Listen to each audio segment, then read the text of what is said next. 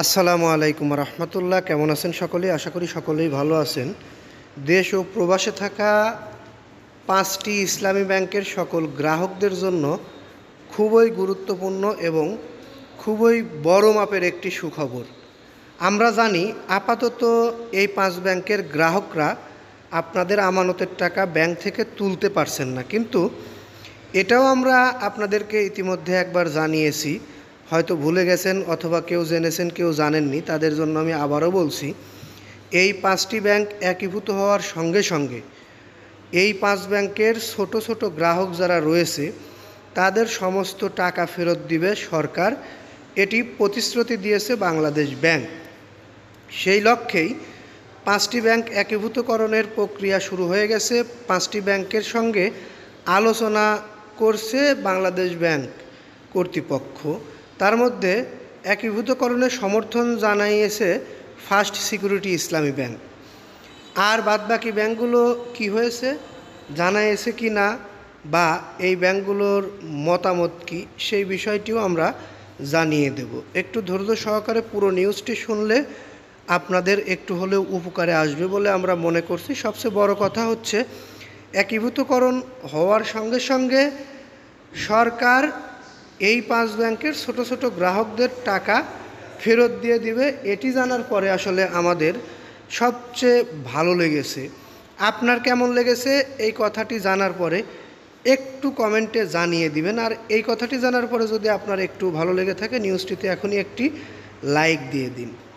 5 bank একীভূতকরণের পক্ষে নিজেদের সমর্থন জানিয়েছেন ফার্স্ট সিকিউরিটি ইসলামী ব্যাংক। ডক্টর আহসান এইচ মনসুরের সঙ্গে বৈঠকে এ তথ্য জানিয়েছেন ব্যাংকটির চেয়ারম্যান মোহাম্মদ আব্দুল মান্নান। আজকে আরও একটি ব্যাংকের সঙ্গে রয়েছে তাদের মিটিং। সেই মিটিং শেষে আমরা জানতে পারবো সেই ব্যাংক কি বলল। এক্সিম ব্যাংকের সঙ্গে বৈঠকের পরে এক্সিম ব্যাংক এই একীভূতকরণের সঙ্গে সহমত রয়েছে কি না সে বিষয়েও আমরা জানতে পারবো। সোশ্যাল ইসলামী ব্যাংকের সঙ্গেও বৈঠক রয়েছে আগামীকাল। সেই বৈঠকের থেকেই আমরা জানতে পারবো তাদের মতামত কী। এখন পরিশেষে যেটা বলা যায়, ফার্স্ট সিকিউরিটি ইসলামী ব্যাংক যেহেতু সম্মতি জানিয়েছে, বাদবাকি ব্যাংকগুলোর সম্মতি না জানানোর কোনো কারণ নেই, বা সম্মতি না জানালেও তাদের যে পরিস্থিতি, এই পরিস্থিতি থেকে উঠে আসতে পারবে না। অটোমেটিকলি তাদেরকে একীভূতকরণ হতেই হবে। এছাড়া আমরা আর উপায় দেখছি না। যাই হোক, এই বিষয়ে যদি আপনার কোনো মতামত থাকে, কারণ একীভূতকরণ হলে ছোট ছোট গ্রাহক যারা রয়েছেন তাদের আমানতের টাকা ফেরত দেওয়া হবে বলেছেন সরকার। সেই হিসেবে আমি মনে করি বা আমরা মনে করছি সকল ব্যাংকগুলো একীভূতকরণে রাজি হয়ে দ্রুত একীভূতকরণ হয়ে গেলে সকল আমানতকারীরা তাদের টাকা ফেরত পাবে। আমরা দেখেছি বিভিন্ন আমানতকারী এই ব্যাংকে টাকা থাকা সত্ত্বেও অভাব দূরীকরণের জন্য বিভিন্ন জায়গা থেকে লোন, ঋণ বা ধার করে চলছে, অনেক কষ্টে চলছে অনেক গ্রাহক। এটিও আমাদের কাছে রিপোর্ট আছে, কারণ আমরা যেহেতু নিউজ কভার করে থাকি, সেই হিসেবে আমাদের কাছে এই নিউজের পরিপ্রেক্ষিতে কমেন্ট আসে অনেক। দুঃখের কমেন্ট, সুখের কমেন্ট সবাই করে থাকেন।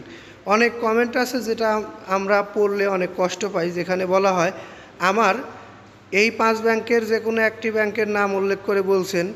বিভিন্ন কমেন্টে এরকম আছে। ম্যাক্সিমাম ব্যাংকের গ্রাহকরাই এটি বলছেন যে আমার ব্যাংকে 5 লক্ষ টাকা থাকা সত্ত্বেও 50,000 টাকা ইমার্জেন্সি দরকার, আমি উঠাতে না পেরে এই 50,000 টাকা সুদের উপরে নিয়ে আমার সেই কাজ করতে হচ্ছে।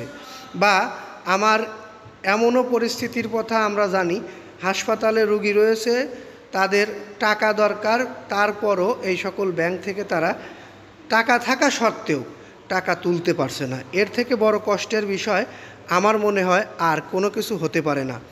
যাই হোক, আমাদের নিউজগুলো যদি আপনাদের ভালো লাগে বা পরবর্তীতে আমাদের থেকে নিউজগুলো পেতে ইচ্ছুক হন, তাহলে আমাদের এই চ্যানেলটি সাবস্ক্রাইব করে বেল বাটন অন করে রাখবেন। আমরা এই নিউজটি আর দীর্ঘায়িত করছেন, এখান থেকে বিদায় নিচ্ছি। আসসালামু আলাইকুম।